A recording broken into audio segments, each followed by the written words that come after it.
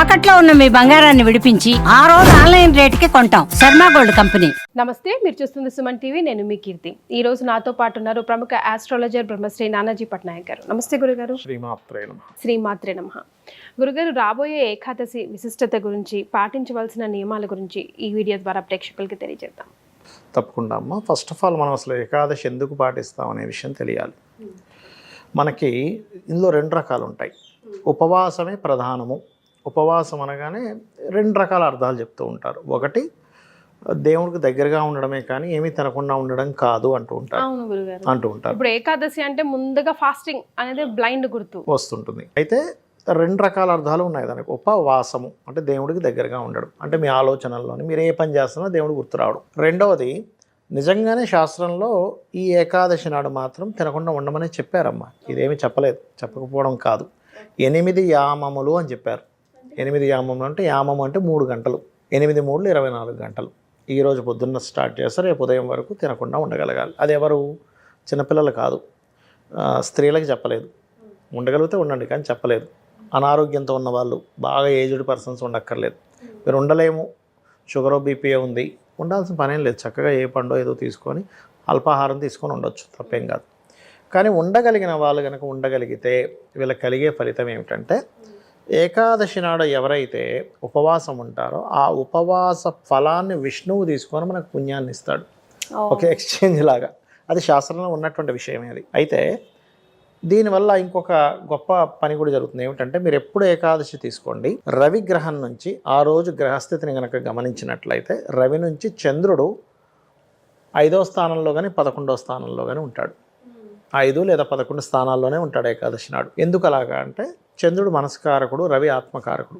పంచమ స్థానం కానీ లాభస్థానం కానీ ఇచ్చే ఫలితాలు ఏమిటంటే, ఇమ్యూనిటీని పెంచే ఎనర్జీ ఇచ్చే సమయాలు అంటారు వాటిని. సమస్త జీవకోటికి ఇమ్యూనిటీ పెరిగే టైం అది. మీకు ఇమ్యూనిటీ పెరిగే టైంలో లోపల బాడీలో ఉండేటువంటి సిస్టమ్ ఏదైతే ఉందో, అప్పుడు ఫుడ్ వేస్తున్నాం అనుకోండి, ఆ టైంలో ఫుడ్ని అరిగించే పనిలో ఉంటుంది, ఇమ్యూనిటీ పెంచుకునే టైంలో ఉండదు. ఈ 15 రోజులకు ఒకసారి మనకి ఏకాదశి వస్తుందమ్మా. 15 రోజులకు ఒకసారి మీరు కనుక ఏమీ తినకుండా సైలెంట్గా ఉంటే లోపల అదేం చేస్తుంది అంటే క్లీనింగ్ ప్రాసెస్ పెట్టుకుంటుంది. దీని మీద జపాన్లో ఒక అతనికి నోబెల్ బహుమతి కూడా వచ్చింది. దీని మీద ఏకాదశి ఉన్న వ్యక్తికి ఏంటి ఫలితాలు అనేది రాశాడు ఆయన. క్యాన్సర్స్ రావట్లేదు, దీర్ఘవ్యాధులు రావట్లేదు, కాస్త దీర్ఘకాలం బతుకుతున్నారు, ఎక్కువ హెల్త్ ఇష్యూస్ రావట్లేదు అని దాని మీద రీసెర్చ్ చేసి రిపోర్ట్ ఇస్తే ఆయనకి నోబెల్ బహుమతి ఇచ్చారు. మన మహర్షులు ఎప్పుడో చెప్పారు ఇది ఆరోగ్యానికి మంచిది.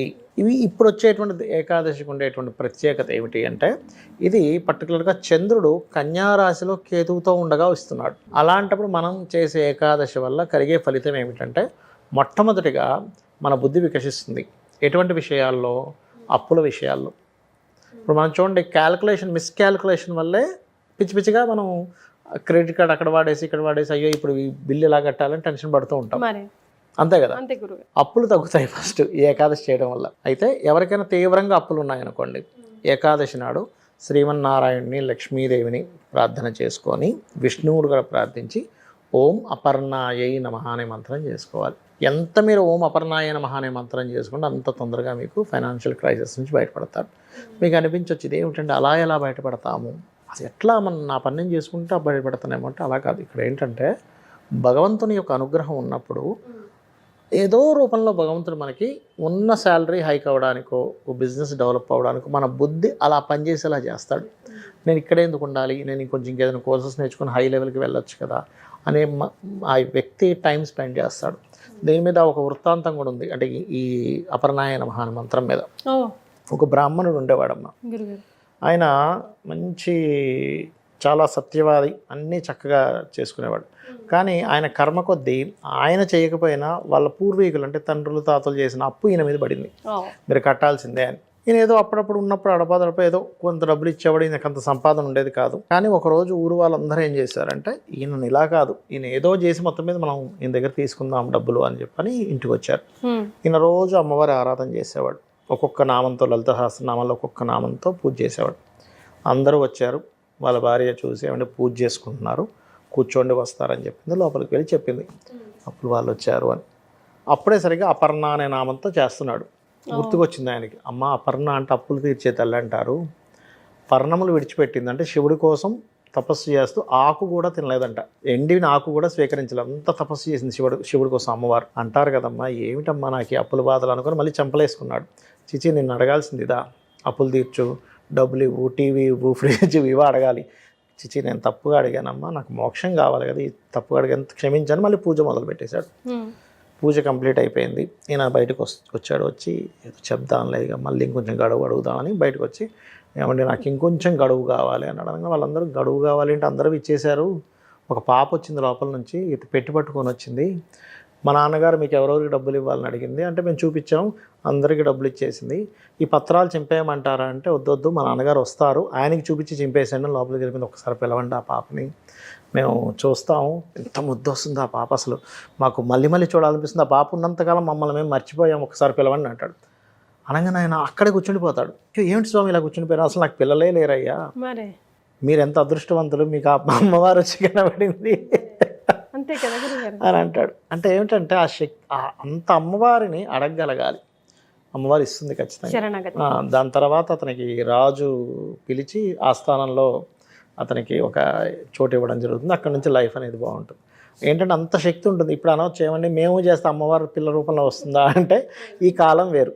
ఈ కాలంలో మనుష్య రూపంలోనే ఒక వ్యక్తి మనకు సహాయం చేస్తాడు. అంటే అలాగా, అరే నీ టాలెంట్కి ఇక్కడ ఇంకో శాలరీ, ఎక్కువ శాలరీ వస్తుందని చెప్పడము, లేకపోతే ఈ కోర్స్ నేర్చుకోమని చెప్పడము, సజెషన్ ఇవ్వడము, బిజినెస్ చేస్తే బిజినెస్ డెవలప్ ఏం చేయాలో చెప్పడం, ఏదో రూపంలో వస్తుందమ్మా భగవంతుడు.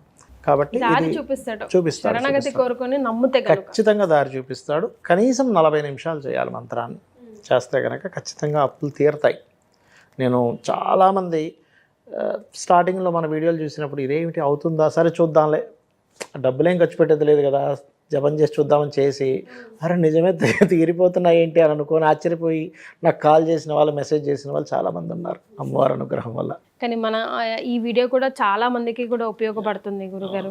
బికాజ్ ఈ రోజుల్లో అప్పు లేని ఇల్లు ఉందా అంటే కొంచెం మనం ఆలోచించాలి. ఎందుకు అవుతుందంటే అమ్మ, అప్పు ఒకప్పుడు మనకు ఒక కోరిక పుట్టింది అనుకోండి, పలానాది కొనుక్కోవాలని, మనకి యాక్సెస్ ఉండేది కాదు. ఇప్పుడు ఏంటి, ఈజీ యాక్సెస్, ఫోన్లో చూస్తున్నాము, ఉంది అప్పు దొరుకుతుంది, క్రెడిట్ కార్డు అప్పిస్తున్నాడు, వెంటనే కొనేస్తున్నాం. ఒకప్పుడు అట్లా అప్పిచ్చేవాడు కష్టం, దొరికే వస్తువు కష్టం. ఆ వస్తువు కొనుక్కుందామనుకొని 4 రోజులు ఆగేసరికి మనకు దాని మీద కోరికే చచ్చిపోతుంది. ఇప్పుడు అలా కాదు, మీ కోరిక పుట్టిన వెంటనే కొనే యాక్సెస్ ఉంది, అందుకే మనిషి ఖర్చు అయిపోతుంది ఎక్కువ.